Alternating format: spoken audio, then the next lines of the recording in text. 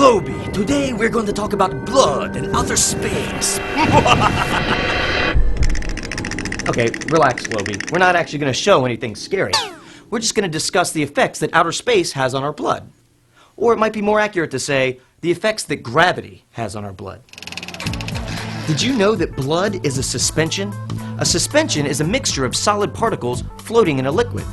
Blood is actually made up of a liquid called plasma, which is mostly water, red blood cells, and white blood cells. Blood does a lot of incredible things for your body. It helps fight off infection. It heals wounds, and it carries oxygen and other nutrients all over your body. And it even helps get rid of carbon dioxide and other waste that our cells don't need. And of course, we all know our heart is what pumps our blood. First, our heart pumps the blood to our lungs, where it picks up oxygen. Then the blood, which is now rich with oxygen, is pumped to our legs, arms, and our brain. Everywhere. But have you ever thought about how much work that is for your heart? And what effect does gravity have on your blood? If you toss something, like this ball, into the air, what happens? That's right, gravity pulls the ball down to the ground. And gravity does the same thing to your blood. When you stand up, gravity pushes your blood towards your feet. Then your heart and your muscles have to do the hard part of pushing the blood back towards your heart so it can be reoxygenated and continue to nourish your brain and your body. But in space, astronauts don't feel the effect of gravity. So what kind of effect does that have on your heart and blood? Let's ask Dr. Kjell Lindgren, who is a flight surgeon at the NASA Johnson Space Center in Houston, Texas. Flight surgeon is a medical doctor. With my other flight surgeon colleagues, we help to take care of astronaut crew members and their families. One of the things Dr. Lindgren studies is called FluidShift. This is something that happens to the astronauts' blood volume when they get into outer space and have to deal with the effects of not having gravity. On Earth, the heart and the muscles constantly have to push blood around the body against the effects of gravity. Gravity is constantly pulling blood down towards the feet when you stand up. And the heart and the muscles have to push the blood back up to the heart and up towards the head so that the brain and the organs are all getting enough blood and oxygen. In space, you don't feel the effects of gravity. Everything's floating. The heart actually doesn't have to work all of that hard, but the body continues to push all that blood up towards the chest and up towards the head. And so in space, astronauts actually feel what we call a fluid shift. Movement of most of the blood up away from the legs, up into the chest and up towards the face. If you see pictures of astronauts who have just gotten into orbit, their faces might look a little bit puffy.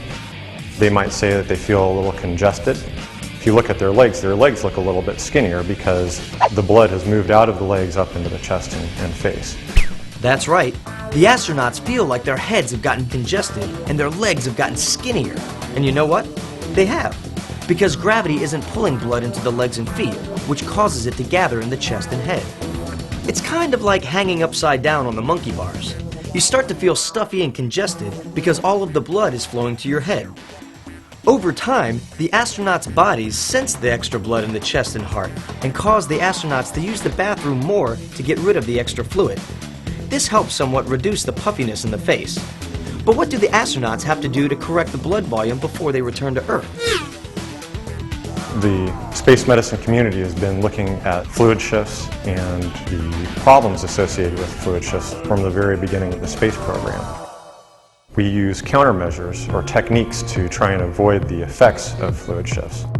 When astronauts return to the Earth, if they don't have enough blood volume and they stand up and their hearts or brains aren't getting enough blood, they might pass out. So we want to avoid that, obviously, and keep our astronauts healthy. So we have various techniques to do that. We have G-suits, which are the same thing that pilots wear when they're flying fighter aircraft. They compress against the calves and thighs to push blood up towards the chest, the heart, and the head. We have the astronauts drink fluids before they return to Earth to increase their blood volume. And we have various other techniques that we can help to prevent the effects felt from fluid shifts.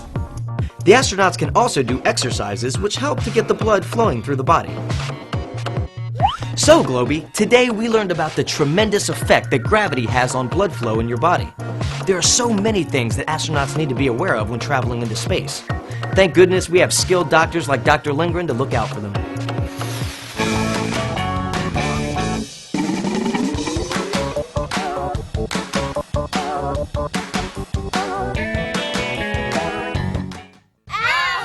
Yeah.